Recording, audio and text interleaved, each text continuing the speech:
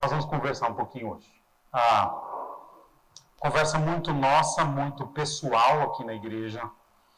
E eu confesso que quando é um texto dessa envergadura de hoje, a minha semana é tensa, porque eu sei da importância de que as coisas sejam boas aqui. Vai trocar o microfone? Não. Só vai deixar no jeito aí. Você vai ficar dialogando comigo? E aí? O texto de hoje é um dos textos mais emblemáticos aqui e mais importantes do livro de Atos, inclusive. Não apenas pelos fatos narrados que se referem àquela que ficou conhecida como a primeira viagem missionária do apóstolo Paulo, mas, sobretudo, esse texto é importante, e eu já vi pregações desse texto há muitos anos, desde que eu fui para o ministério, porque é um texto com implicações muito importantes para aqueles que desejam estar no ministério e com implicações muito importantes para aqueles que não estão no ministério e gostariam de estar, ou então que não puderam servir a Deus no ministério, vamos chamar assim, de tempo integral, como pastor ou como missionário.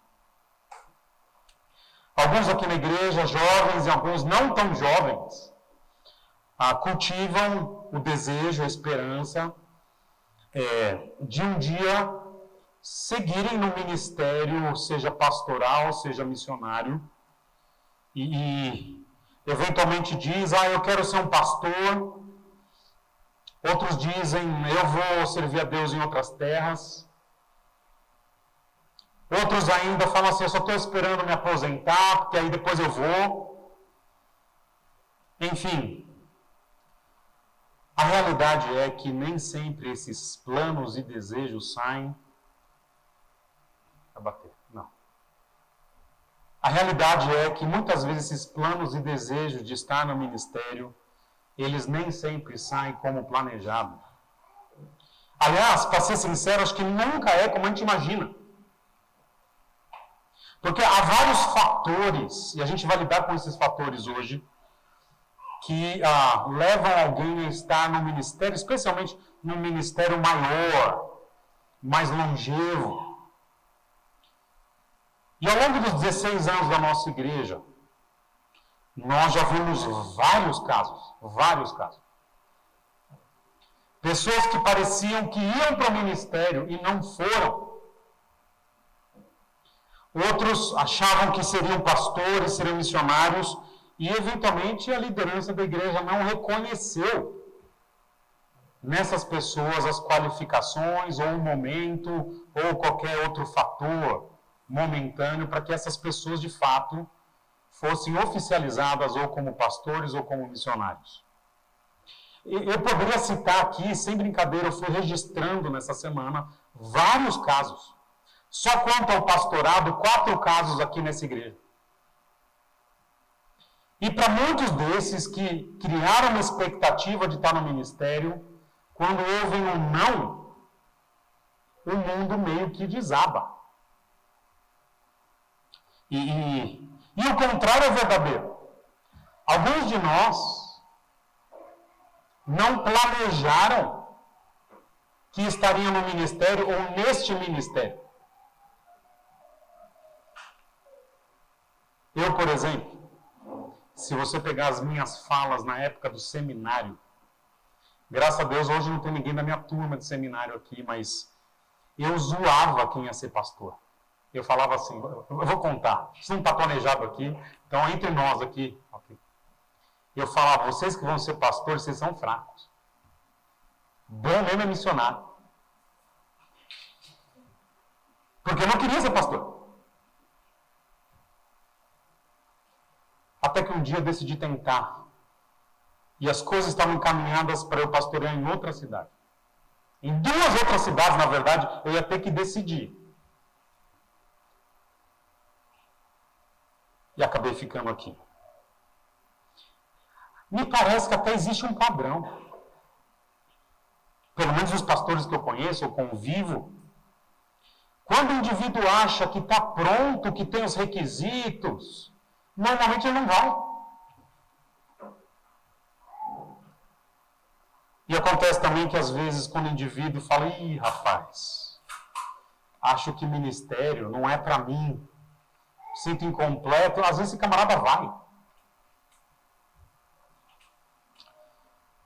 E até hoje, por exemplo, a minha autopercepção, eu conversei um dia com o Sidão, o pastor Sidney Machado, que vai pregar aqui na sexta-feira, mas em que chama de Sidão, vocês vão entender por que na sexta. E o Sidão, ele é pastor. Alguém conhece ele pessoalmente? Ele é pastor. Você conversa com ele e fala, cara, ele é pastor. E eu não sou assim. Só que ele hoje dá aula e eu sou pastor. Eu me sinto um professor, esse é meu jeito. Só que ele dá aula e eu sou pastor. Que coisa! E às vezes o fulano, o ciclano se acha muito bom para estar no ministério e é bom. E Deus diz não. E o texto de hoje vai lidar com essa realidade que se impõe.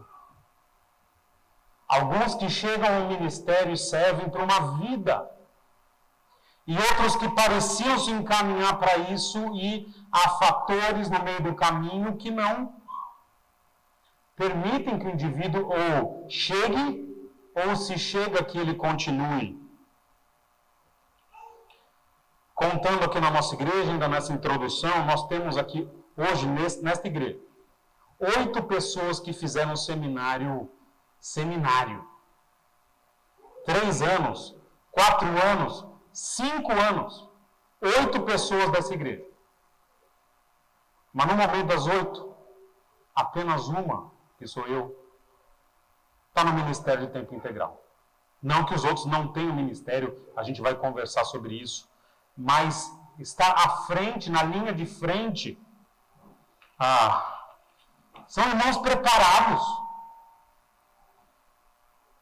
E Deus encaminhou sem problema nenhum para outra vida, tranquilo. E esse texto nos ensina a compreender, então, por que alguns são e outros muito bons têm um ministério, mas de outra forma que não na linha de frente, como missionário ou pastor. Vou pedir que você abra comigo, então, o texto de Atos capítulo 13, versículos 1 a 4. Nós vamos responder essa pergunta hoje. Devo ir para o ministério?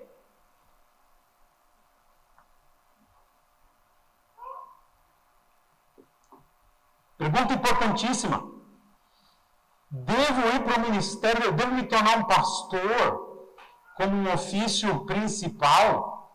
Devo deixar tudo e ir para outras terras como missionário enviado pela igreja? Abra comigo então Atos 13, versículos 1 a 4. E eu quero ler esse texto. Nós vamos conversar aqui hoje. Acho que no final posso até abrir para perguntas. E olha, esse texto mexeu demais comigo, já não é de hoje. E eu confesso, eu passei a semana inteira tenso por causa desse sermão.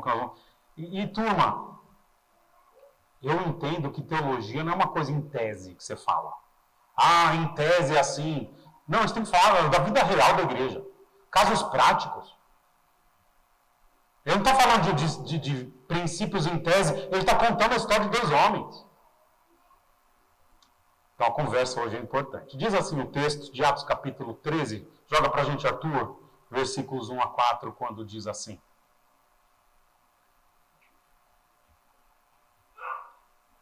Na igreja de Antioquia, havia profetas e mestres.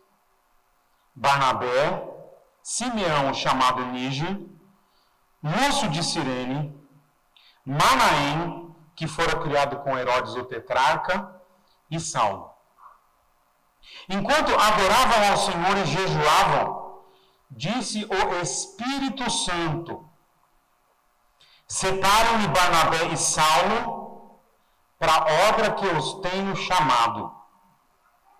Assim, depois de jejuar e orar, impuseram-lhes as mãos e os enviaram.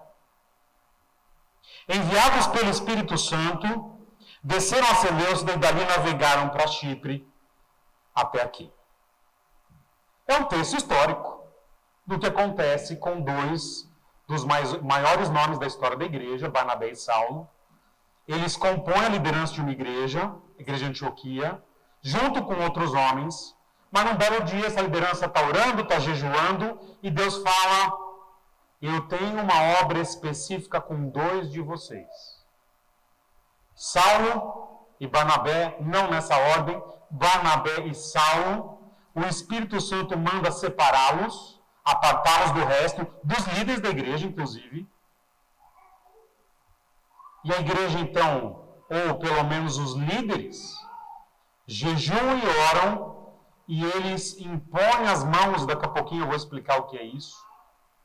E Saulo e Barnabé, então diz o texto que a igreja impõe as mãos, os líderes impõem as mãos, Saulo e Barnabé são enviados pelo Espírito, e eles começam aquilo que foi a viagem missionária talvez mais importante da história, que inaugurou a igreja antiga, com esses dois camaradas que naquele momento eram pastores de Antioquia, e são separados por Deus e pela igreja para servir como missionários no mundo antigo.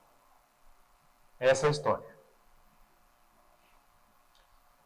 Só que no texto de hoje, nessa história tão curta, ela tem sido usada como paradigma, como modelo, ao longo dos séculos, do que compõe o chamado ministerial para obras maiores. Obras, digamos assim, de tempo integral, seja um ministério missionário, como é muito usado, seja um ministério, inclusive, pastoral. E eu quero trabalhar justamente esses princípios que estão meio que dentro da história, que nos ensinam como que esses camaradas chegam para o ministério para valer. E o que eu quero trabalhar com vocês é que nesse texto nos são reveladas duas vontades e uma disposição. Podíamos falar até de três vontades distintas estão apresentadas aqui. Mas uma das vontades neste texto não é trazida tão claramente quanto as outras. Então eu estou chamando de duas vontades e, no mínimo, uma disposição. O que nós vamos fazer hoje? Nós vamos desenhar 3 círculos. A turma dos jovens já está acostumada com os círculos do pastor, né? Nós vamos desenhar 3 círculos e vamos conjugar em 3 círculos as duas vontades e depois uma disposição, que é o que vai acontecer para a gente aqui. Enfim, o que eu vou dizer para vocês? Para que haja ministério, vai ter que ter os 3 círculos. As duas vontades e uma disposição. Essa é a nossa tese aqui. Quando falta um desses 3 círculos, você tem uma pessoa que é muito útil, mas dificilmente vai estar no ministério para valer na linha de frente. Se faltar um, você vai ser crente, graças a Deus. Mas não quer dizer, você vai proclamar, vai meio que pastorear, vai cuidar, mas não no nível desses dois aqui, como algo que é um ministério específico, designado por Deus, de suma importância para a história da igreja ou para a igreja local. E eu quero começar então falando de qual é essa primeira vontade que está neste texto, que está em azulzinho. A primeira vontade que é manifesta neste texto, para que alguém esteja no ministério, é a vontade de Deus. Disse o Espírito Santo, versículo 2. Enquanto adoravam ao Senhor e jejuavam, disse o Espírito Santo. Versículo 4. Enviados pelo Espírito Santo. Algo muito direto aqui. O Espírito diz: separem-me Saulo e Barnabé. Nesses versículos, o protagonismo da escolha para o ministério, da escolha de Barnabé e de Saulo, o protagonismo é o Espírito Santo. O protagonista é o Espírito Santo. Então, a primeira vontade que a gente precisa ter consciência de que ela precisa ser manifesta quando alguém vai para o ministério é a vontade de Deus. O indivíduo pode ter o preparo, deve ter o preparo. Pode ter o desejo, deve ter o desejo. A igreja pode incentivar, a igreja pode querer. O governo pode intervir. O Papa pode fazer pronunciamento. O Putin pode parar a guerra. Mas se Deus não quiser, essa pessoa não deve ir para o ministério. Todo mundo pode querer. Se Deus não quiser, a pessoa não vai para o ministério. Em última análise, essa é a conversa importante aqui. A iniciativa de ter alguém no ministério é uma iniciativa de Deus. Aí você fala, como? Mas na época do Novo Testamento, Pedro, tinha profeta. Não é mais fácil quando tem profeta? Muitas vezes, como no caso aqui, é um chamado direto. Para a reunião, Deus está falando, todo mundo fica quieto. O profeta diz, separem-me Saulo e Barnabé, ou Barnabé e Saulo. A gente não tem certeza que é isso que aconteceu aqui, mas o que a gente sabe é que na igreja de Antioquia, diz o texto, havia profetas e mestres, ou, em linguagem moderna, pastores e profetas. Aliás, não é só nesse texto aqui não. Em 1 Timóteo capítulo 1, versículo 18, falando do pastor Timóteo, Paulo diz assim, Timóteo, meu filho, dou-lhe estas instruções, ou essa instrução, segundo as profecias já proferidas a seu respeito, para que você, seguindo-as, combata o bom combate. Para Timóteo teve profecia para ir para o ministério. Em Atos, Lucas menciona. O Espírito disse.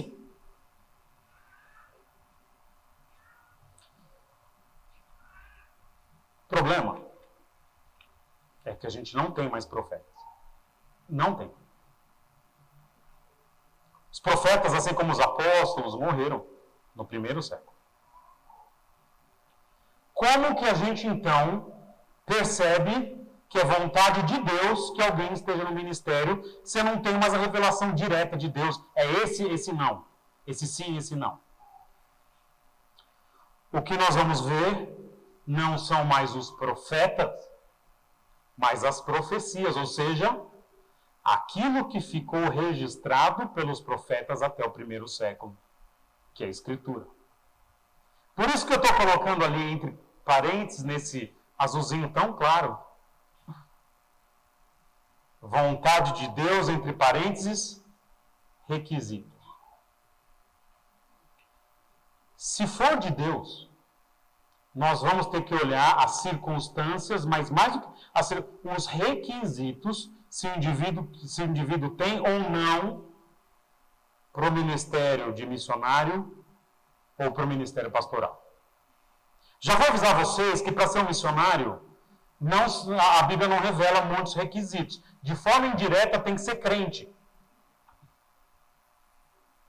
E possivelmente alguém capaz de implantar uma igreja. Para um pastor, entretanto, tem vários requisitos. Requisitos na área ministerial, na área familiar e na área de caráter.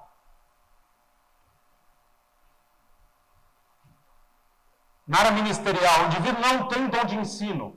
Ele sobe no púlpito, as pessoas dormem. É um dom importante. Mas não para o púlpito. Aliás, né, seria um dom... Cara, faz vídeos na internet. Cara, o cara vai ficar famoso. Você põe lá no YouTube e dorme. Cara, fantástico. Mas não pode ser pastor, porque ser pastor tem que ser dom de ensino. Apto a ensinar. O indivíduo, o homem, é recasado, ou pior, tem 2, 3 famílias ao mesmo tempo. Não vai ser pastor, tem que ser marido de uma só mulher. A moça, eu sou casada com um homem só, eu tenho dom de ensino. Mas se é mulher, não pode ser pastor. É um ministério reservado aos homens. Pode ser missionária? Pode. Tem várias missionárias. Aliás, o trabalho missionário foi feito grandemente pelas mulheres. A Bíblia não coloca restrição ao trabalho feminino no campo missionário, desde que eu não pastoreie uma igreja. Assim, os requisitos nos dão uma indicação. Se o indivíduo não tem, não é para ser. Porque são revelados por profetas ou apóstolos no Novo Testamento. Mas olha que interessante. A igreja de Antioquia, nós já estudamos aqui, ela foi fundada por crentes normais. Vocês lembram disso?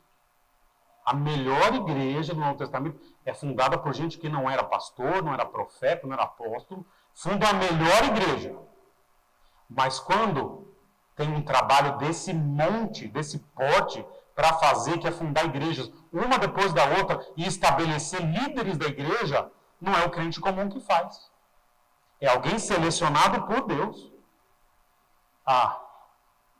Não está aqui, e eu vou falar com muito cuidado. E eu fiquei pensando na madrugada, isso que eu vou falar agora. Mas eu quero falar com cuidado aqui. Me parece que para alguns ministérios de frente, de grande importância, que lida com gente de forma sequencial, de forma responsável, o trabalho não pode ser... Desculpe, eu vou usar a palavra no melhor sentido possível. O trabalho não deve ser feito por amadores. No sentido de que a gente prega, a gente evangeliza, a gente aconselha, mas há ministérios, como esse de Barnabé e Saulo, que vai implantando igreja, que tem que ser gente com musculatura. O Espírito Santo pega dos 5 líderes, tipo os 2 melhores. Entre os líderes de Antioquia, não são nem todos, são só 2. E a gente que está no ministério sabe dos altos padrões que esses requisitos bíblicos exigem de nós. E um pastor e um missionário, ele, por conta desses altos padrões, na vida ministerial, na vida familiar, na vida de caráter, ele tem que estar disposto, olha, ouçam isso, inclusive a ter o seu ministério questionado de quando em quando pelas pessoas da igreja ou de qualquer ambiente. Um pastor sabe que, porque o ministério é tão elevado, ele pode ser questionado, eventualmente deve ser questionado. Por isso, além dos requisitos, alguns pastores, e eu sou um deles, dificultam um pouco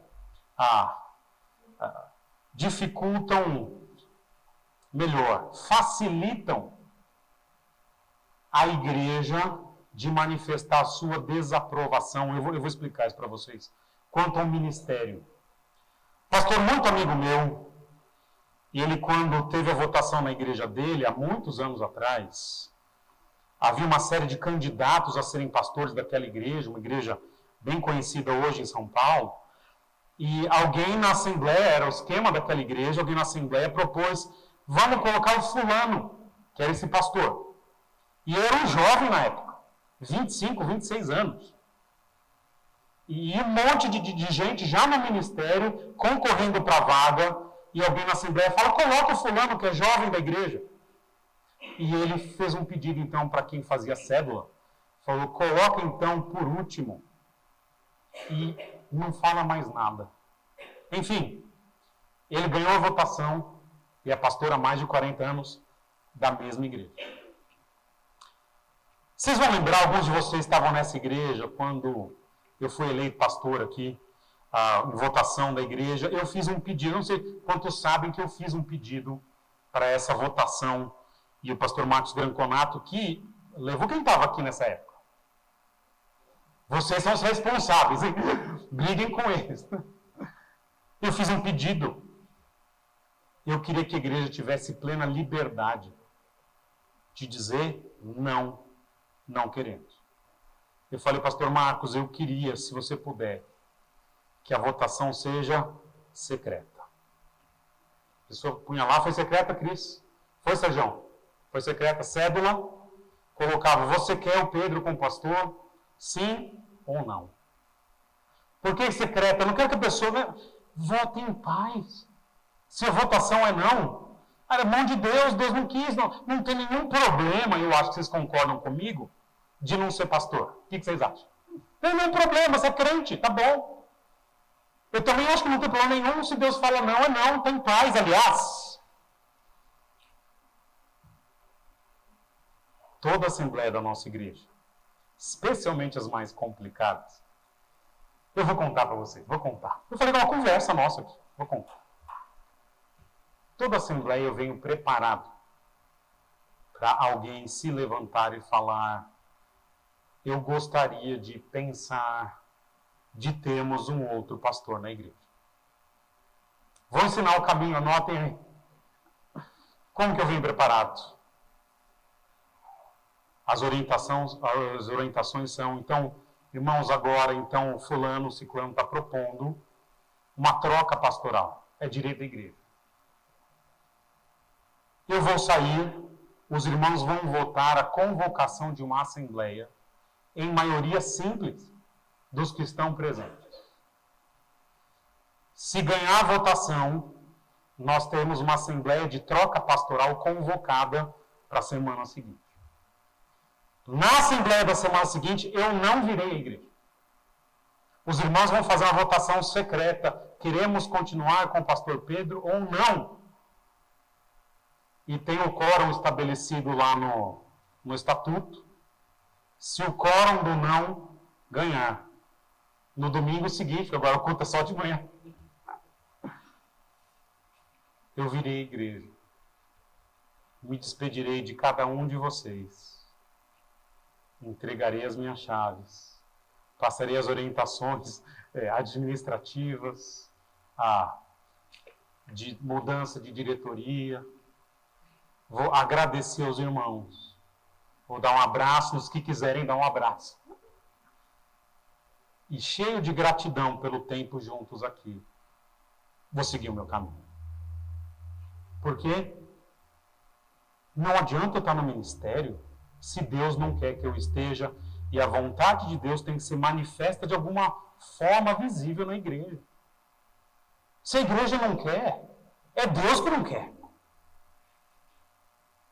Eu prefiro não estar no ministério, e daqui a pouquinho vocês vão ver que estar no ministério para mim é importante, mas eu prefiro não estar no ministério, mas sendo essa a expressão da vontade de Deus, do que forçar uma barra, fazer politicagem. Cara, vota em mim. Quanto você quer para votar em mim? Não vota em mim, vota em quem você quiser. Porque a gente precisa de expressões da vontade de Deus manifestas, em primeiro lugar, para que alguém esteja no ministério. Nós não temos profeta, mas tem uma revelação bíblica. Há requisitos. E a gente pode perder os requisitos. Perdeu. Nós observamos, por exemplo, o caminho que a pessoa trilhou na vida. E é muito estressante para um pastor chegar, às vezes, para alguém que tem esperança de estar no ministério e falar assim, meu amigo, o caminho que você trilhou até hoje indica que o ministério não é o seu lugar. As coisas que aconteceram nas suas outras igrejas, esses eventos que aconteceram na sua vida pessoal, estão indicando que você não deve ser um pastor, talvez um missionário, se a igreja assim o entender, como vai ser daqui a pouquinho a próxima vontade. Prega o evangelho no seu trabalho, está tudo bem. Ama a sua esposa, seus filhos, está tudo bem. Só que esse caminho não é o caminho do ministério. Há meio que uma trilha comum. Eu vou dar o caminho para vocês. Isso agora não é palavra de Deus, não é. É observação do Pedro. Está tudo errado, né? Mas veja se é verdade.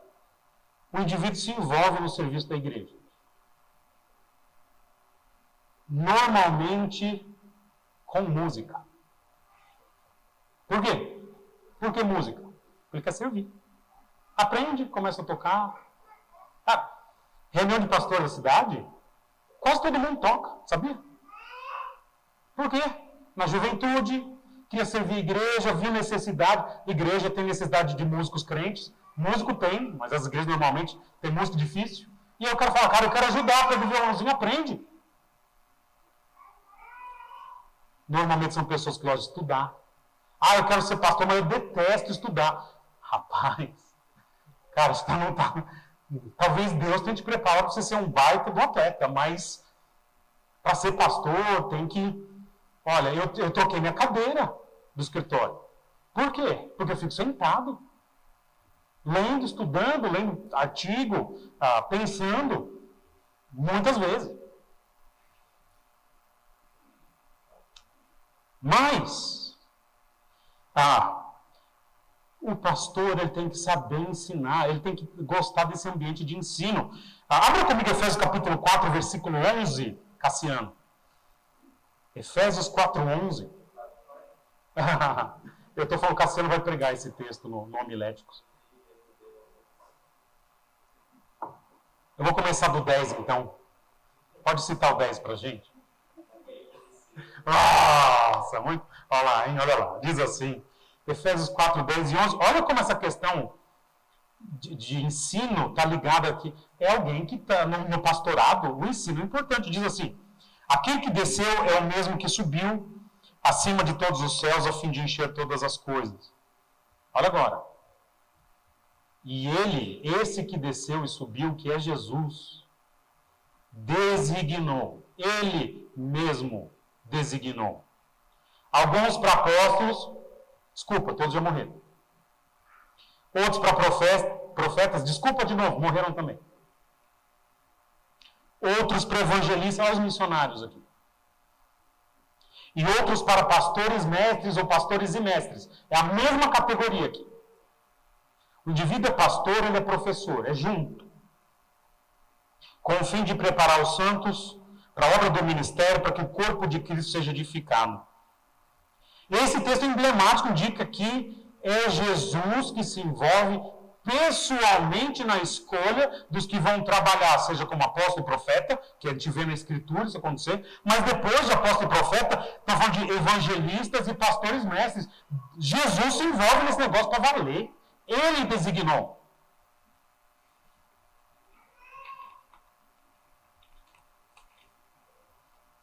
E esse texto então mostra que Deus é a primeira opinião, a primeira vontade necessária para que alguém esteja no ministério. O Espírito enviou, o Espírito disse, separem-me. Mas é no texto uma segunda vontade, e eu vou seguir aqui, nós ainda temos ceia. É uma segunda vontade manifesta agora no versículo 3, que diz assim, no versículo 1 na igreja de Antioquia havia profetas e mestres, e olha lá, assim depois de jejuar e orar, provavelmente estes profetas e mestres, impuseram-lhes as mãos e os enviaram.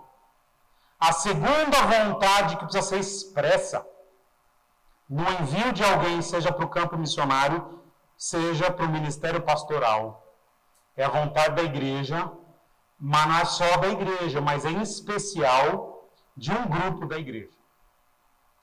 Dos seus líderes, menciono aqui especificamente os pastores. Então, duas vontades, nós já temos duas vontades aqui. Deus, que se expressa, essa pessoa já tem uma história, os requisitos, uma eleição que mostra que não foi manipulação humana, foi feito de forma a mostrar o que Deus quer, mas o segundo requisito agora tem que ver com a igreja, com a liderança da igreja. O texto começa falando que havia ali profetas e mestres. Quem são? Barnabé, provavelmente citado primeiro por seu pastor principal de Antioquia, que nós já conhecemos de longa data, cantamos a musiquinha do Barnabé aqui, tudo mais. Depois é citado Saulo, por último, provavelmente o mais novo, o seminarista, alguma coisa assim, que é em treinamento. Mas temos um time que é citado no meio, Simeão chamado Níger. Interessante que Lucas cita um tal de Simeão de Cirene, em Lucas 23 e 26. que é pai de Alexandre e Rufo, que são dois personagens importantes do livro de Romanos, na igreja do primeiro século, e tem essas características. Esse Níger significa negro, então provavelmente alguém que vem do norte da África. Por que ele cita esse camarada, esse Simeão? Porque deve ser o Simão que carregou a cruz de Jesus, em Lucas 23, 26. Então, não é um cara, é um cara com respeito. Cita depois o Lúcio, que não sabemos quem é, alguns dizem que é o próprio Lucas, não sei.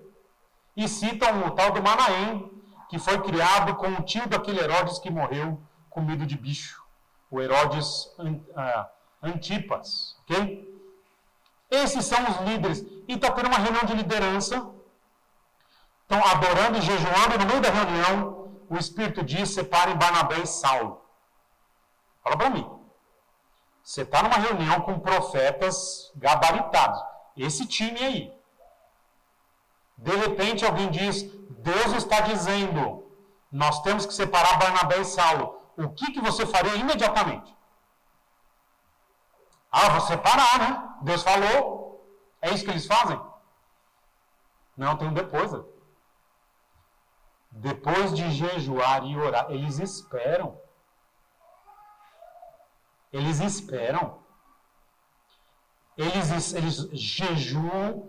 Jejuar você não faz em 10 minutos, você jejua. Às vezes um dia, alguns dias.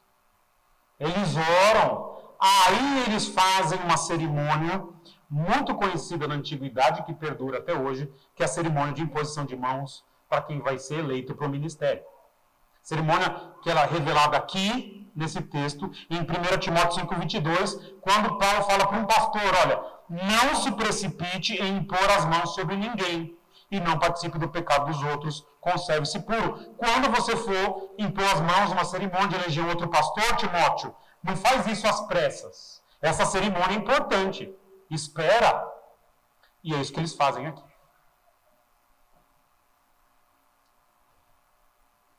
A vontade da igreja, em especial dos líderes da igreja, precisa ser manifesta para que alguém vá ao ministério, seja pastoral, seja missionário. Por que eu falo especialmente da liderança? Porque não há nenhum texto, olha o que eu vou falar, são palavras fortes. Não há nenhum texto do Novo Testamento em que a igreja tem autonomia para escolher os seus líderes sem a aprovação de pastores. Muito pelo contrário. Muitas igrejas questionam se a igreja sequer deve votar na eleição de pastores. Nós aqui entendemos que a igreja referenda a decisão pastoral. Mas muitas igrejas não fazem nem isso. Olha, o pastor de vocês é esse. Posso citar, inclusive, denominações que fazem isso. Por quê? Quando se fala da escolha de pastores, fala-se de pastores escolhendo pastores. Tito capítulo 1, versículo 5, a razão de tê-lo deixado em Creta foi para que você pusesse em ordem o que ainda faltava e constituísse presbíteros. Tito, quando você ficou em Creta, eu coloquei você para você eleger pastores. Atos 13, 23, esse capítulo, diz assim, Paulo e Barnabé designaram-lhe presbíteros em cada igreja. Eles vão na igreja, quem escolhe os presbíteros são Saulo e Barnabé. Aí você fala, não, na minha versão tá, eles promoviam a eleição. É a sua versão. O verbo lá é o verbo ativo, na terceira pessoa do plural, colocando Saulo e Barnabé como sujeito. Eles elegiram. Se a igreja participava, eu não sei. Mas que Saulo e Barnabé elegiam, elegiam. Por que eu estou dizendo isso? Ainda que o indivíduo tenha todos os requisitos manifestos, podemos indicar um processo seletivo, orar, jejuar, ouvir a igreja. Mas se os pastores da igreja não querem, essa vontade é importante no Novo Testamento. No texto, o Espírito então revela aqui que é Barnabé e Saulo, e eles esperam, e depois de jejuar e orar, eles se colocam juntos nessa decisão. Não é porque Deus indica que alguém tem os requisitos que a pessoa vai para o ministério imediatamente. E eu já vi isso aqui em outros lugares. A pessoa chega e diz: é vontade de Deus que eu esteja no ministério. O indivíduo fala isso. Rapaz, parabéns. É uma afirmação importante. É vontade de Deus que eu esteja no ministério. Uau! Mas se for da vontade de Deus, tipo Deus soberano, se for nesta igreja, se for em outra, é com outro pastor. Mas se for nesta, esse Deus vai ter que mexer nesse coraçãozinho duro. Eu sei que é duro. Mas eu acho que Deus tem poder para mexer até no meu coração. De falar realmente é da vontade de Deus que você esteja no ministério e eu também aprovo. Interessante. Sabe por quê? Deus, olha, se Deus quer alguém no ministério, pastor Pedro Freitas não consegue ser um empecilho. Não consegue. Agora, se Deus vai usar os métodos normais do Novo Testamento, ele vai precisar me convencer também. E depois a igreja, no nosso caso, referendando. Então, é um processo de etapas. Aliás, né? Se for da vontade de Deus, Deus pode, inclusive, me dar um AVC. Pastor morre comigo de bicho na assembleia. Só que aí o indivíduo vai precisar que um outro pastor venha e o recomende. Porque no Novo Testamento a presença de uma liderança pastoral, uma recomendação de pastores ou missionários é necessária. E aí, quem sabe o outro pastor vendo o que aconteceu comigo, tá, é melhor enviar o indivíduo, né? Pastores e líderes têm essa prerrogativa de envio de escolha de líderes. Prerrogativas que, num primeiro momento, a igreja não tem. E nesse aspecto, então, o pessoal pensa, então eu vou mostrar serviço para o pastor. E aí que é o problema. Não sei outros pastores, o que eu conheço dos pastores de Atibaia é que não tem ninguém bobinho, não. Talvez eles pensem bem parecido comigo. Talvez não, a gente conversa essas coisas. Quando alguém serve na igreja, pensando em mostrar serviço para a gente, porque tem intenções de quem sabe ele vai me ver, né? Eu, Pedro, sou a pior pessoa que você pode escolher para mostrar serviço.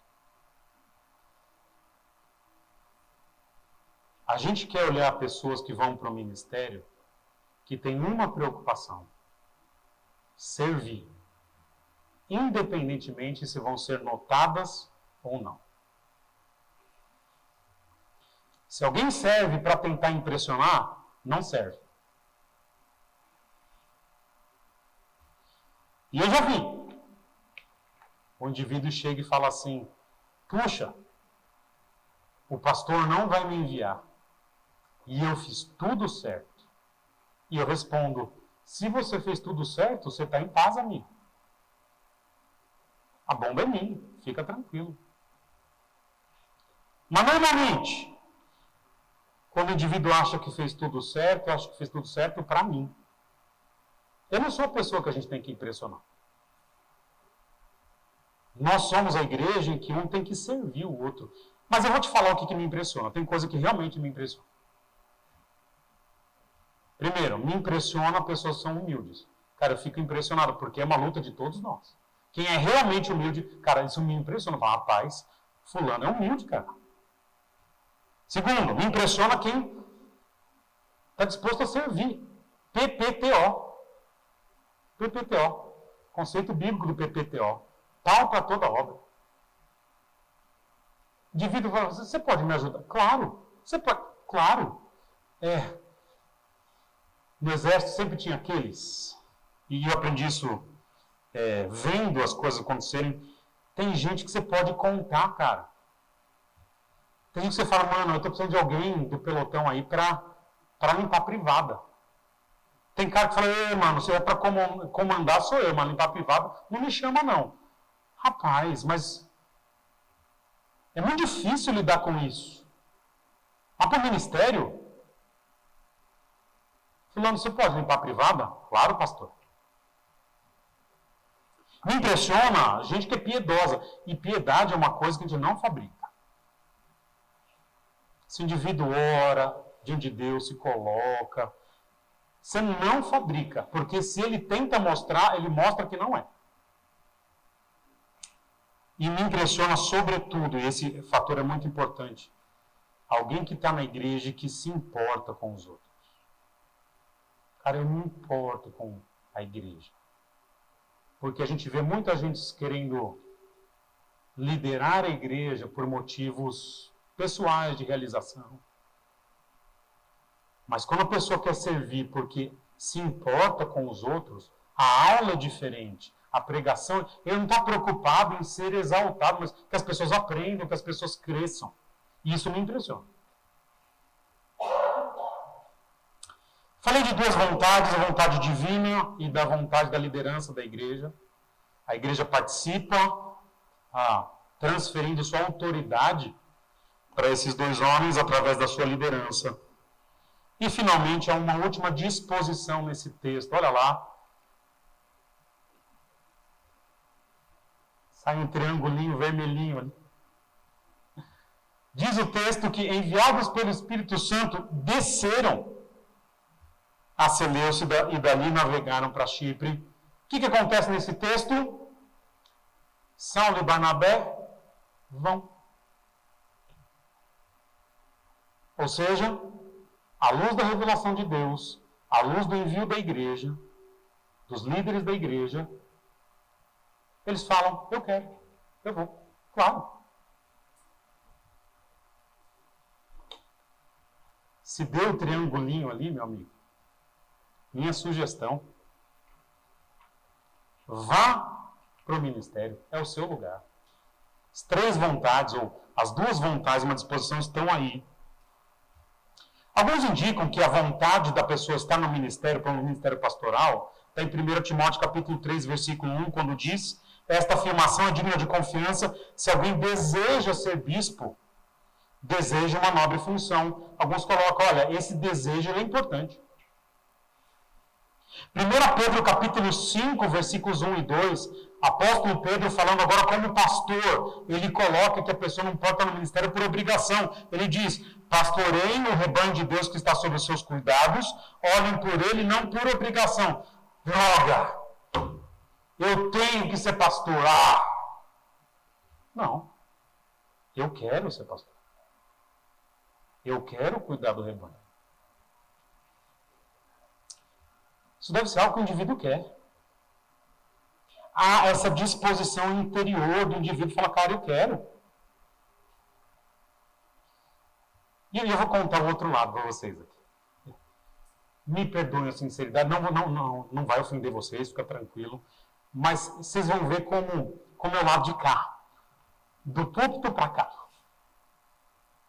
Eu não entendo, eu estou dizendo que eu não gosto, eu estou dizendo que eu não tenho capacidade cognitiva de compreender a perspectiva de quem está numa igreja e não quer servir no ministério. Eu não sei como é a sensação de estar numa igreja e não desejar servir no ministério.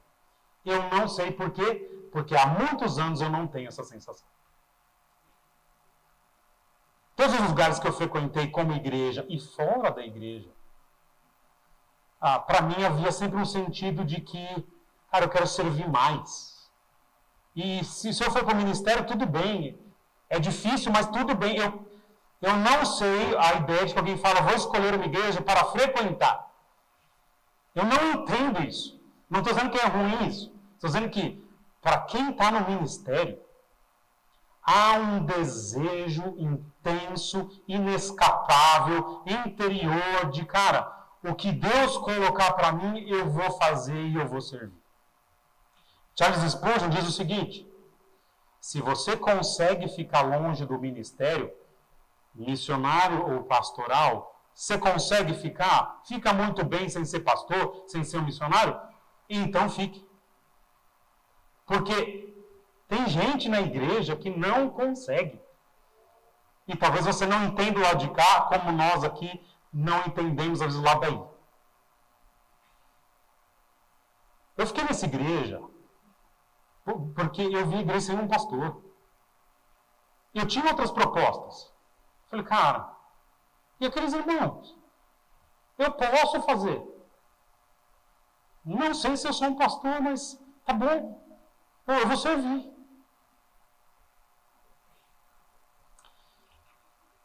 Meus pais sabem, desde a minha conversão, tudo que eu mais queria era estar no ministério.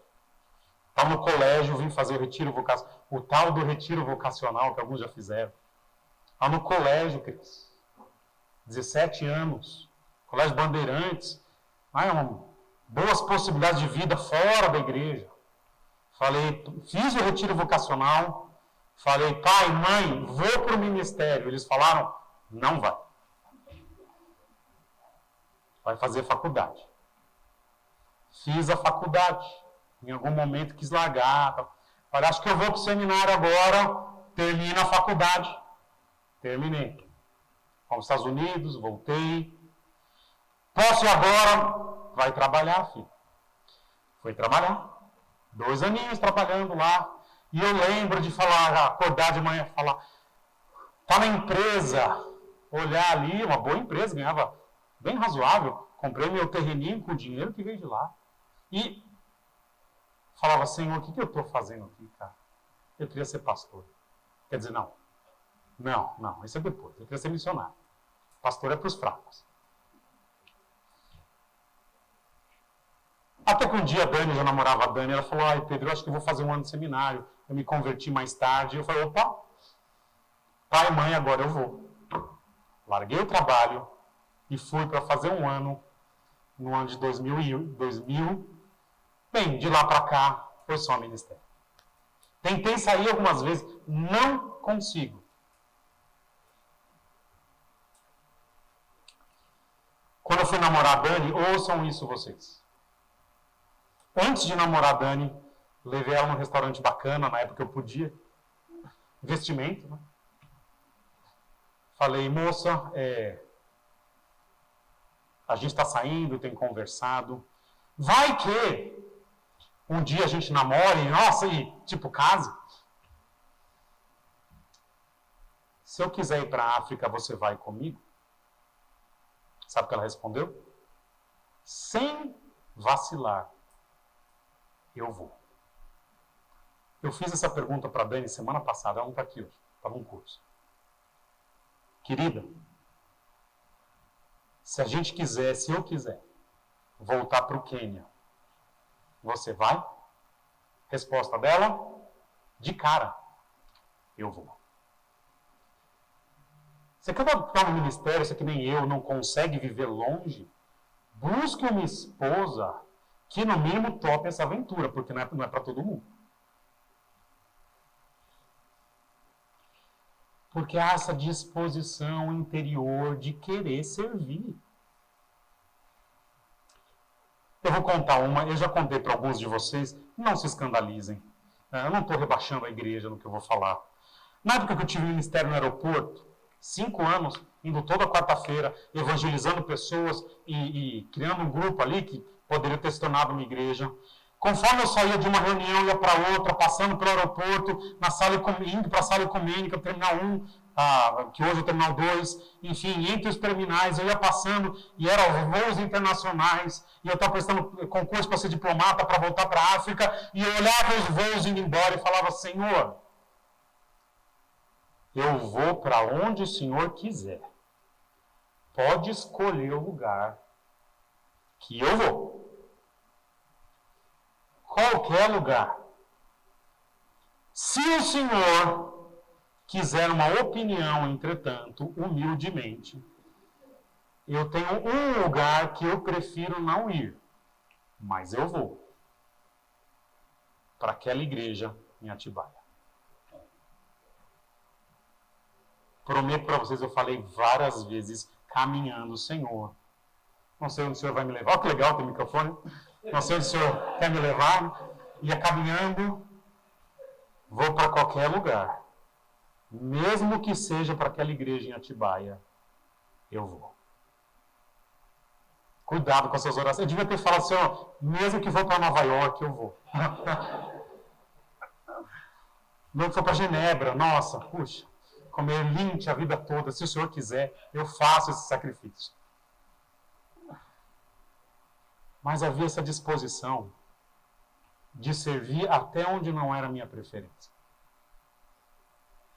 Gosto muito da igreja aqui, não tenho problema de estar aqui. Às vezes penso em voltar para o campo missionário, não por causa de vocês. Okay? Foi justamente aqui que Deus começou a mostrar o seu momento. Os pastores que cuidavam da igreja de São Paulo, daqui, começaram a reconhecer. E 6 meses antes de assumir essa igreja, 8 meses antes, aquilo que nunca havia surgido no meu coração, que era o desejo de ser pastor, por conta de circunstâncias do aeroporto, de uma oportunidade em Campinas, eu falei, e por conta do falecimento de um pastor muito querido, alguns meses antes eu falei, Senhor, tá bom, até aquele ministério fraco, pastoral, eu aceito. Eu quero. Não é fraco, não. É mais fácil ser missionário, vai por mim. Bem mais. Mas há essa disposição de ir. Saulo e Barnabé foram. Está tudo bem. Foram. Gastaram muitos anos. Saulo gastou muitos anos em viagem. Não teve família. São esses 3 círculos que têm que estar juntos. Às vezes um deles se perde, às vezes um não tem. Puxa, eu tenho os requisitos e o pastor quer, mas eu não quero. Sirva a sua igreja, está em paz. Vai ser pastor missionário? Não deve ser. Puxa, eu tenho os requisitos, eu quero, mas o pastor falou que não dá, ou que não topa. Sirva a sua igreja. Aguarde o seu tempo, quem sabe? Quem sabe? Mas não seja, não é o momento. Puxa, o pastor quer, eu quero, mas eu não posso, então não seja. Sirva a sua igreja.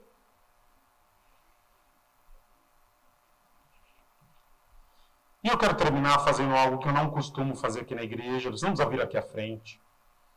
Talvez não tenha ninguém. São poucos mesmo. Tem gente doida no mundo até para isso.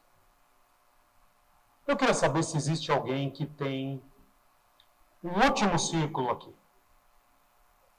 O círculo da disposição, uma vontade de servir no ministério ou como missionário ou como pastor. Temos alguém aqui hoje?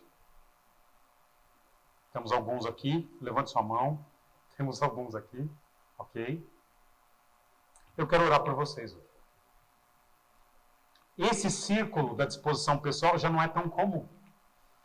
A gente vai descobrir esses outros 2 com os anos. Mas eu quero orar por vocês. Se eu puder dizer uma coisa, é real. Se preparem para uma boa briga. Por os próximos 80 anos. Depois passa. Eu vou orar por vocês. Nós vamos ver o que Deus tem, a gente não sabe. Tem que ter 3, não 1. Mas esse 1 já é importante. E é por vocês que eu quero orar agora. E depois, rapidamente, teremos o tempo da ceia. Nós vamos orar. Senhor, somos todos crentes aqui, ninguém é um crente melhor. Mas alguns aqui têm a disposição, uma disposição a mais, que é um serviço mais de linha de frente, um serviço às pessoas, seja no campo missionário, seja na igreja, mais direta, mais intensa. Eu fico muito feliz que o Senhor tem colocado a gente assim na nossa igreja. Senhor, cuida do preparo desses irmãos, revela se é tua vontade, numa avaliação real dos requisitos. Mostra, Senhor, no meu coração, se for eu o pastor, ou em quem for a liderança da igreja na época, se é de fato para enviar esses irmãos, seja primeiro para um seminário, depois para um ministério, para um campo missionário, para uma outra igreja, ou aqui mesmo. Mas, Senhor, seja como for, preserve esses irmãos.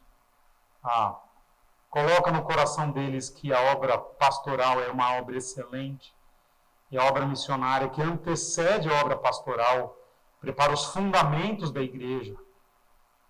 Prepara a história de cada um deles. E que essa igreja seja, de fato, um celeiro que impacta o mundo, como foi a igreja de Antioquia, através da vida de Barnabé e de Saulo. Esse é o meu pedido e gratidão, em nome de Jesus. Amém.